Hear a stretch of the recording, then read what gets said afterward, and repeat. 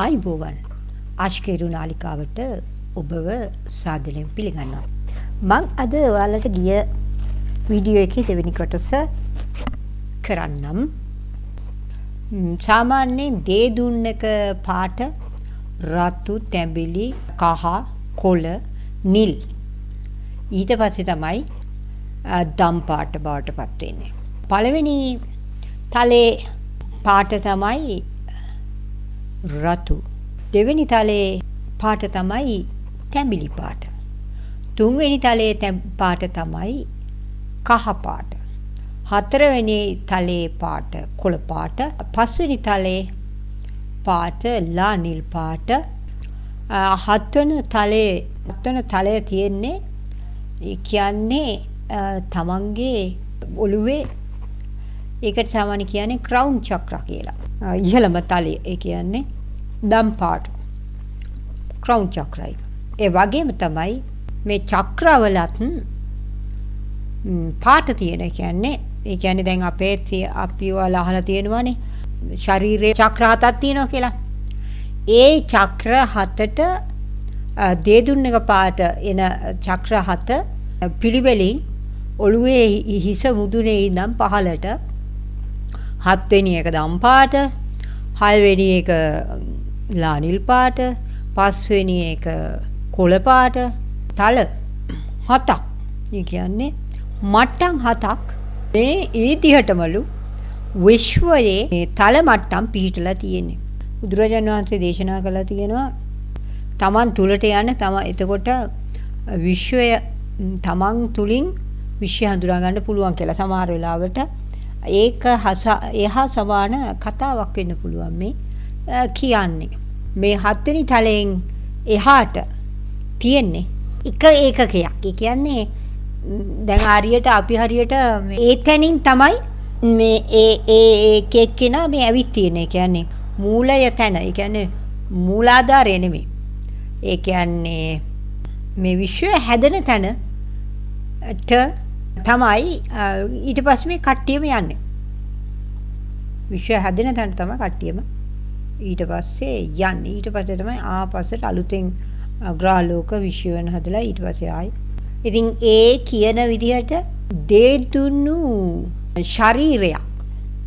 ඒ කියන්නේ දේදුණු පාට තියෙන. ඒ කියන්නේ දැන් අපේ කොටත් ඒ ශරීරයේ තියෙනවා. අපි ඒක ක්‍රියාත්මක කරලා නැති එක තමයි තියෙන්නේ. මොකද අපේ මනස හැම වෙලාවෙම එළියටනේ තියෙන්නේ. හැම වෙලාවම අර අල්ලපු ගෙදර අයගේ කුණු කන්දල්ද අනමනුස්සයාගේ පෞල් පීස්තරද ඒවා කියන්නේ තමන්ගෙන් එළියට ගිය දේවල්නේ.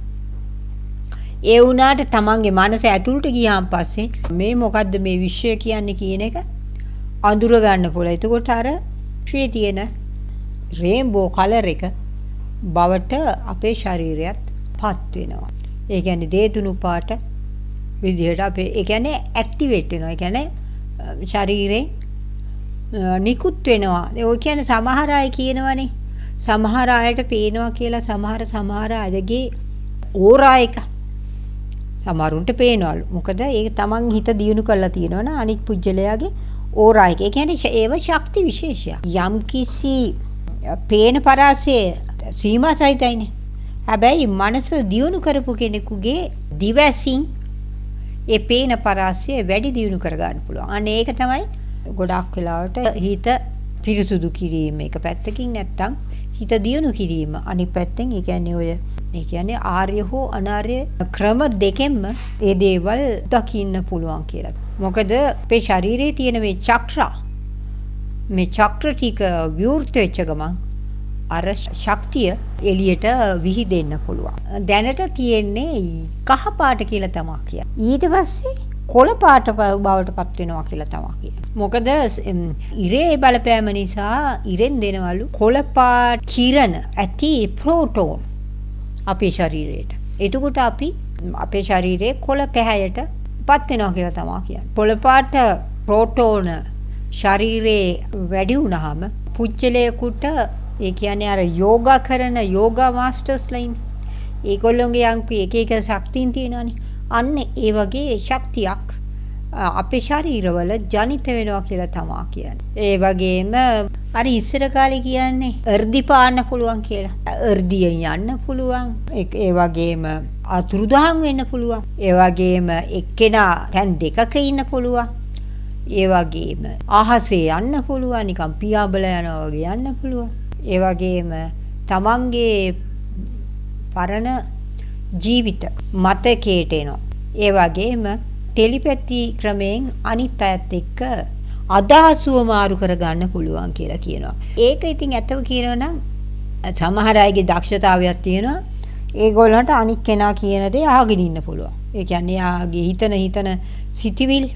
මට මතකයි ඔය වගේ කතාවක් අර හාමුදුරුවෝගේ ගෝල හාමුදුරුවෝ වටාපතින් පවන් ගහ ඒ හාමුදුරුවෝ හිතනවලු අපරාධේ මගේ ජීවිතේ මගේ තරුණ කාලේ ඉවරයි. සිවුරක් දාගෙන සිවුරු ඇරලා මෙහෙම කරනවා කිය අන්තිමට මහානායක හාමුදුරුවන්ට වටාපතින් ගහලා තිනවා තමන්ගේ බිරිඳර ගහනවා වගේ. අන්තිමට මහානායක හාමුදුරුවෝ මේ කතාව සේරම උන්වහන්සේට අහන්න ලැබිලා. ඒ කියන්නේ දැන් අරයා හිතෙන් කිව්වට අනිත් ස්වාමීන් වහන්සේ හිතෙන් කිව්වට දැන් ඊට පස්සේ නම් කළු මේ පොඩි නම මම මේ භාර්යාව නෙමෙයි හාමුදුරුවෝ කිව්වලු. අන්න එතකොට තමයි මේ හාමුදුරුවන්ට තරු පිළලා තියෙන්නේ. මං කියපු දේවල් මං හිතෙන් හිතපු දේවල් උන්වහන්සේ සීරම දන්නවා කියලා. ඒ වගේම මන්ට වෙන ශබ්ද ඇහෙන්න පුළුවන් කියලා තමයි කියන්නේ. දැන් මේ විදිහට ශබ්ද ඇහෙනවා කිව්ව ගමන් දැන් මේ ඉස්පිරිතාලවල වල අය ඉතින් අහන්නේ මානසික ලෙඩ වලින් ඔයාට කවුරු හරි කතා කරනවා ඇහෙනවද? මේ අපි කතා කරන්නේ නැතුව වෙන කෙනෙක් කතා කරනවා වගේ ඇහෙනවද? ඉතින් දැන් මේ කට්ටියම මේ දේවල් කියන්න පටන් ගත්තාම ඉස්පිරිතාලට ගිහින් දායිද දන්නේ අනේ මෙයාට පිස්සු මේ එක හඬ ඇහෙනවා කියලා මේ සමහරලාට ඒගොල්ලෝ ඉස්පිරිතාලට ගිහින් දාන්න බැරිනේ. ඒ වගේ හැකියාවන් තියෙනවා කියලා තමයි කියන්නේ. ඒ හින්දා ඔය එක එක්කිනාට ශබ්ද මේ විදිහට ඇහෙනවා කිව්වට ඒවට උසුළු විසුළු කරන්න යන්න එපා. මෙයාට පිස්සු කියලා හිම උසුළු විසුළු කරන්න යන්න එපා. ඒ වගේම තමයි පස්සේ මේ බොහෝ අයට නිකන් දිව්‍යාංගනාව වගේ ගොඩක් අයපත් වෙන්න පුළුවන්ලු. මොකද ඒගොල්ලන්ට මේ හැකියාව තියෙනවානේ පාවිලා යන්න. ඊට පස්සේ අනිත් ග්‍රහලෝක වලට ගිහිල්ලා අනිත් මිනිස්සුන්ට උදව් කරන්නේ හැකියාවක් පුජ්‍යලොන්ට ඇති වෙනවා කියලා තමයි කියන්නේ.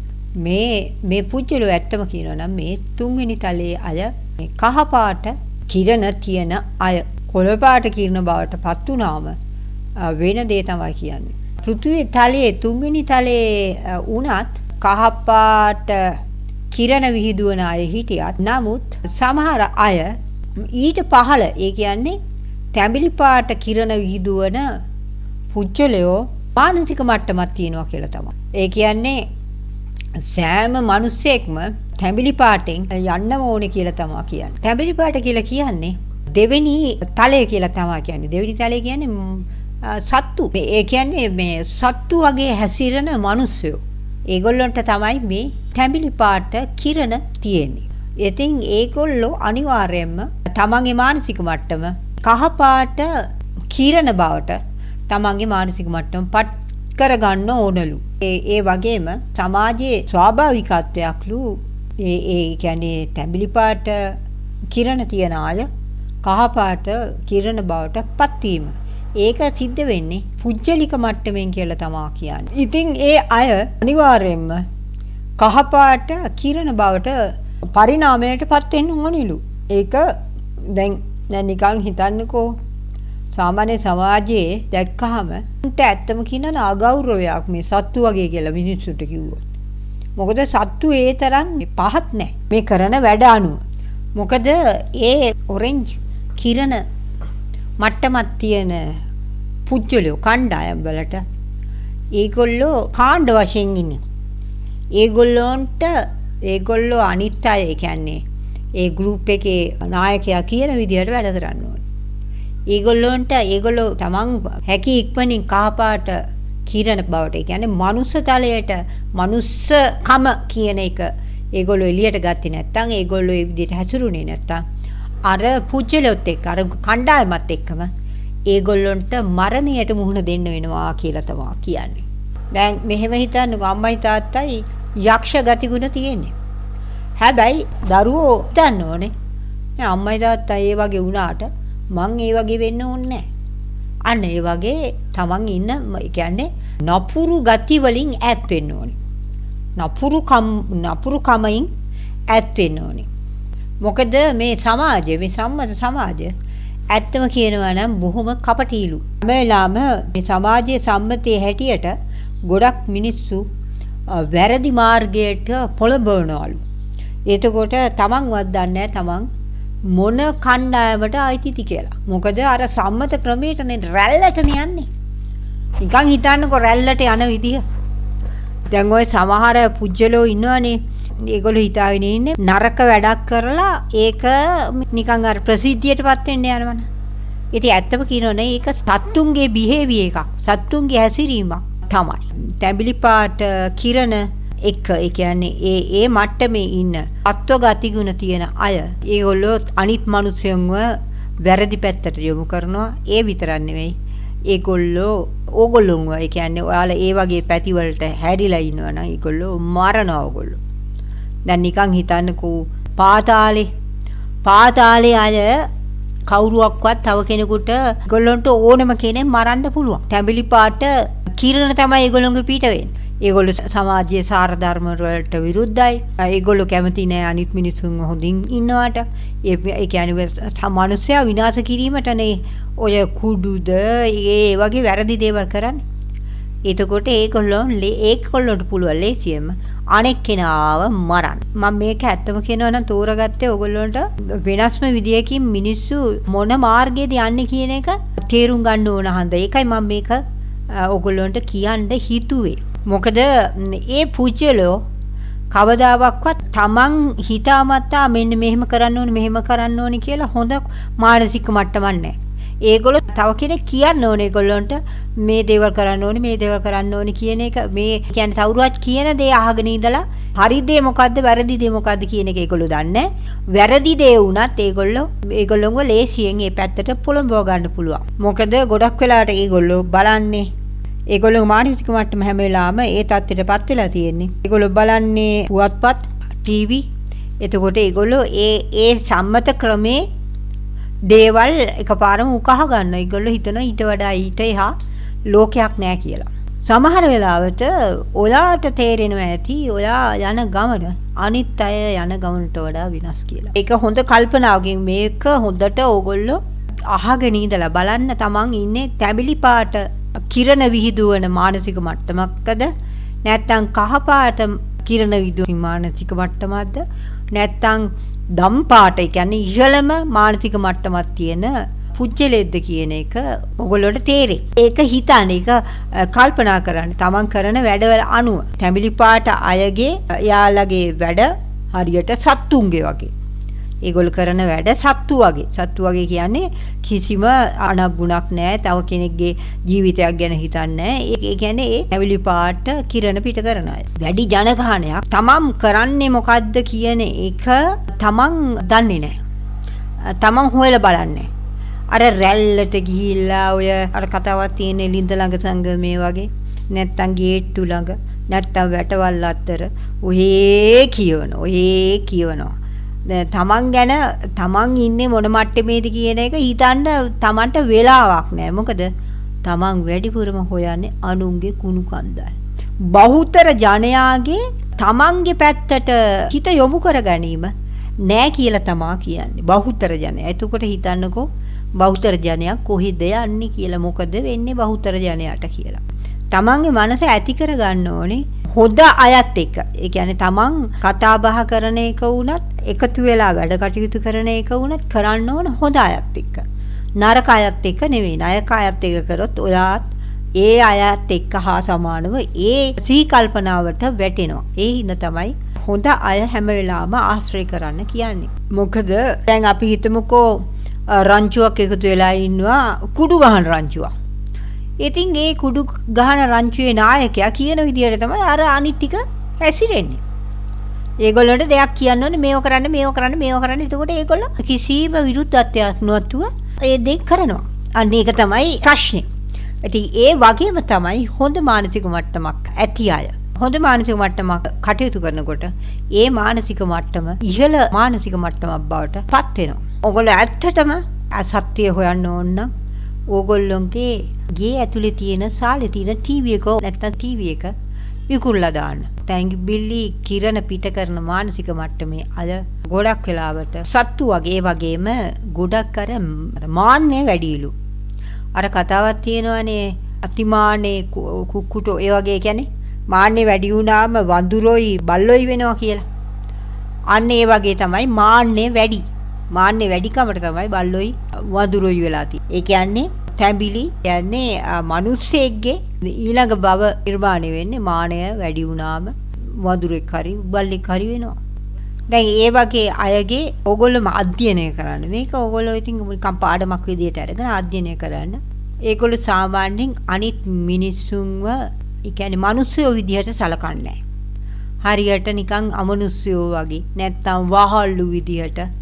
අන්න ඒ විදියට තමයි ඒගොල්ලෝ මිනිස්යන්ව සලකන්නේ. ඒ කියන්නේ සයාට මිනිස්ස ගති මිනිස්සකම දෙන්නේ නැහැ. ඒ තැන දෙන්නේ නැහැ. ඒගොල්ලෝ ගොඩක් වෙලාවට යාළගේ ක්‍රියාකාරීත්වය තමයි. ඒ කියන්නේ ඒ තැඹිලි පාට කිරණ පිට වෙන අයගේ හැටියක්. ඒගොල්ලෝ අනිත් අයව මිනිස්සු විදියට නෙවෙයි සලකන්නේ. නැත්තම් වහලු විදියට. නැත්තම් හරක් ගන්නට තමයි ඒගොල්ලෝ මිනිස්සුන්ව සලකන්නේ. ඒ වගේම කිසිම ගෞරවයක් නැහැ මිනිස්සුන්ට. ඒ තැඹිලි පාට කිරණ පිට කරන අයගේ කිසිම ගෞරවයක් මිනිස්සු කෙරුවේහි නැහැ. ඉතින් සමාජයේ සම්මත ක්‍රමේ නිර්මාණය කරපු අය ඒගොල්ලෝ ගොඩක් වෙලාවට බලන්නේ මිනිස්සුયો මේ විදියට වහල් සත්තු ගන්නට කියන්නේ හරක් ගන්නට තමයි මිනිස්සුන්ව සලකන්නේ. දැන් ඔයාලා නම් සමහර වෙලාවට ගෙදරක වුණත් ඉන්න පුළුවන් ඒ වගේ කෙනෙක්. ඒ වගේ තැඹිලි කිරණ පිට කරන කෙනෙක්. එයා පුළුවන් තරම් බලන්නේ එයා අනිත් අයව වැරදි පැත්තට යොමු කරන්න නැත්නම් අනිත් අයගේ වැරදි කියන්න. ඒ වගේ නරක කෙනෙක් ඉන්න පුළුවන්. හැබැයි කහපාට කිරණ පිට කරන කෙනෙක් හරියට වීරයෙක් වගේ කියලා තමා කියන්නේ. තමන් මිනිස්සෙක් කියන හැඟීම ඒ පුජ්‍යලයාට තියෙනවා. ඒ වගේම එයා බය නැහැ. ඒ කියන්නේ හරි නිර්භීතයි. ඒ වගේම අනිත් මිනිස්සුන්ව හොඳ පැත්තට නැඹුරු කිරීම සඳහා ඒ අය මේ කහපාට කිරණ තියන අය හොඳ පැත්තට නැඹුරු කිරීම සඳහා ඒගොල්ලෝ කටයුතු කරනවා. එතකොට කහපාට කිරණ පිට කරන අයට ඇහුම්කන් දෙන්න යම් පිරිසක් කැමති වෙනවා. ඒ වගේම තමයි ඒ කහපාට කිරණ පිට කරන අය කරන දේශනාවලට වුණත් තැඹිලි පාට කිරණ පිට කරන අය කැමති නැහැ. ඒගොල්ලෝ බොහෝ වෙලාවට අරගොල්ලොන්ට නරක විදිහට සලකන්න පුළුවන්. ඒ කියන්නේ මොකද සාමාන්‍යයෙන් එහෙම තමයි. ඒ කියන්නේ එහෙම තමයි. හේතුව ඒගොල්ලෝ ඇත්ත එළි වෙනවට කැමති නැහැ. මොකද ඒගොල්ලොන්ගේ අර තියෙන නරක පාරාදීසිය වැජබීගෙන ඉන්න එක කහපාට කිරණ අය කරන වැඩවලින් ඒගොල්ලොන්ට පාඩු වෙනවා. ඒ කියන්නේ තැඹිලි පාට කිරණ තියන අයට පාඩු වෙනවා. ඒ කියන්නේ දැන් කහපාට කිරණ අය හොඳ දේනේ කරන්නේ. මේ තැඹිලි පාට කිරණ අය දුවන අය ඒගොල්ලෝ කරන්නේ නරක වැඩනේ. එතකොට මේ නරක වැඩ ඒ පැත්තට මිනිසු නැඹුරු කර ගැනීම ඒගොල්ලොන්ට මදි වෙන නිසා ඒගොල්ලෝ කැමති නැහැ. අර කහපාට කිරණ පිට කරන අයගේ සමාජීය හොඳ වැඩ වලට ඒගොල්ලෝ කැමති නැහැ. මොකද ඔය තැඹිලි පාට කිරණ පිට කරන නරක අය ඒගොල්ලෝ කරන කියන දේවල් වලින් අනිත් මිනිස්සු බොහෝ දුක් වෙනවා, දුක්කටපත් වෙනවා. හැම වෙලාවෙම මේ මිනිස්සු ඇඬු කඳුලෙන් තමයි ඉන්නේ. කියන්නේ වහල්ලු වගේ ඇඬු කඳුලෙන් තමයි ඒගොල්ලෝ ඉන්නේ. ඒ වගේම තමයි ඒ නරක අය කියන්නේ ලෝක ප්‍රසිද්ධ අයගේ හොඳ දේවල් ඒ නරක කිරණ පිට කරන අය අනුමත කරන්නේ. ඒගොල්ලෝ උත්තම නායකයන්ගේ දේශනාවලට පහර ගහනවා.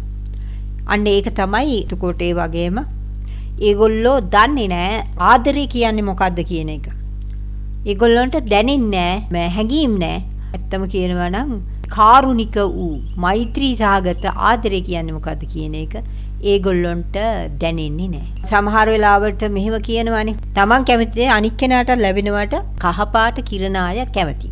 එහෙම තමයි සිදු කරන්නේ.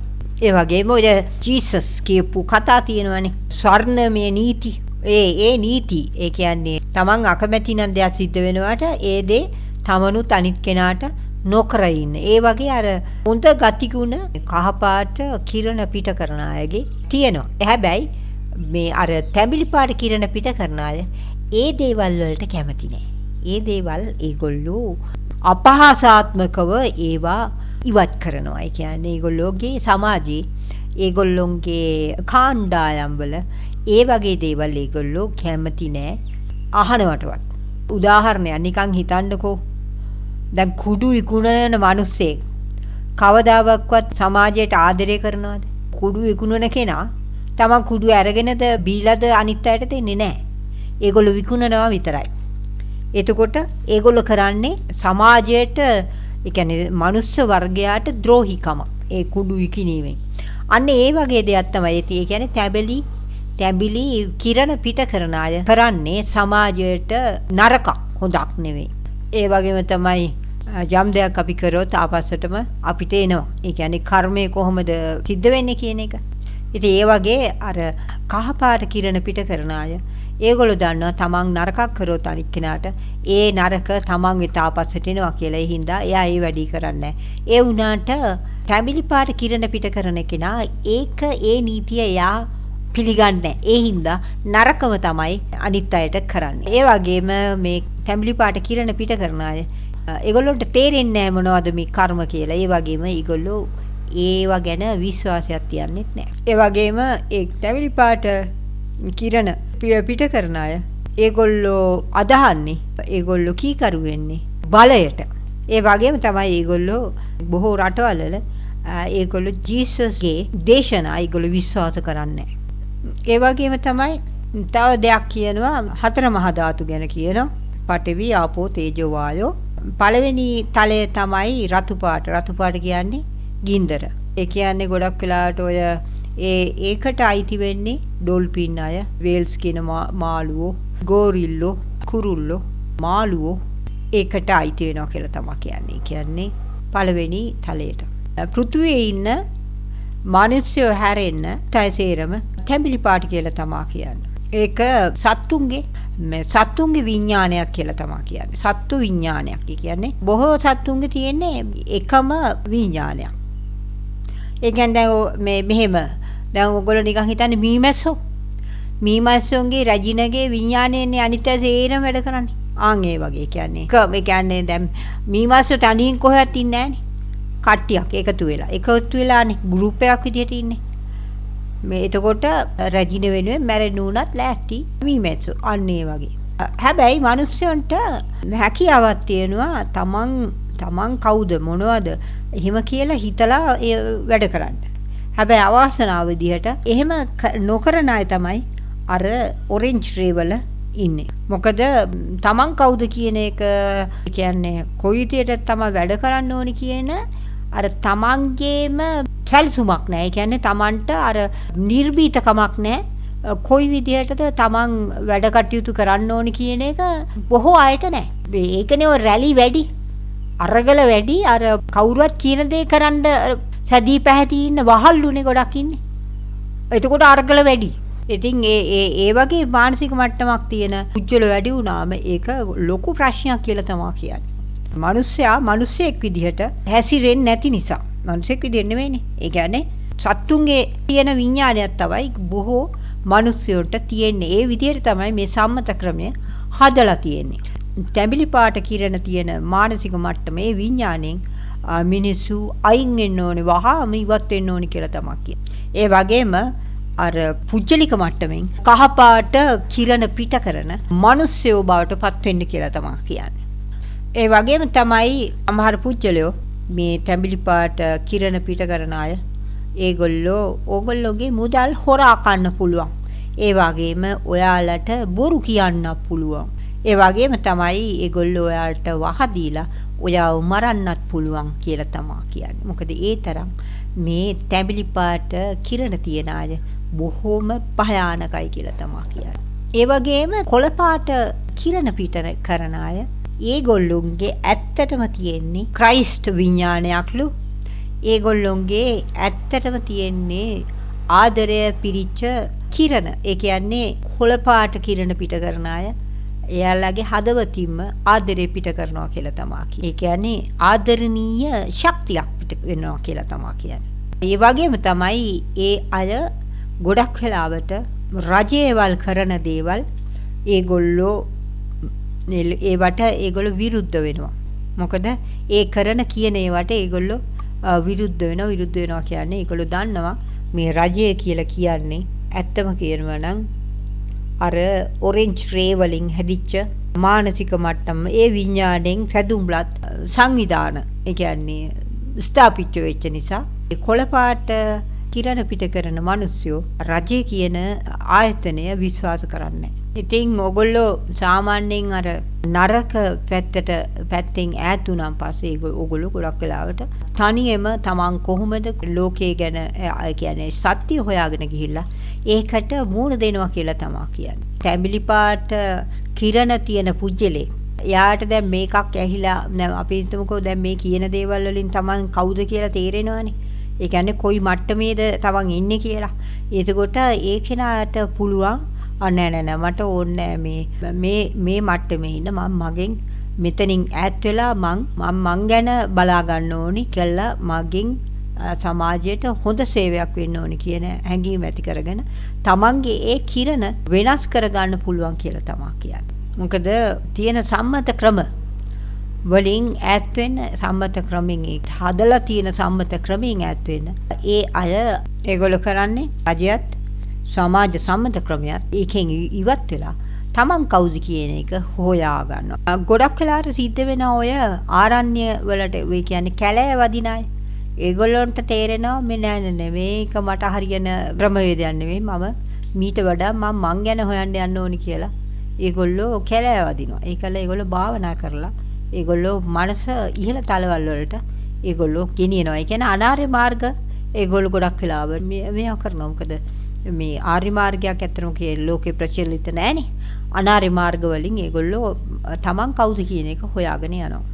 ඉතින් ඒ අය ගොඩක් වෙලාවට ආදරණීය අය. ඒ වගේම ඒගොල්ලෝ සූදානම් වෙනවා 4 වෙනි තලයට යන්න.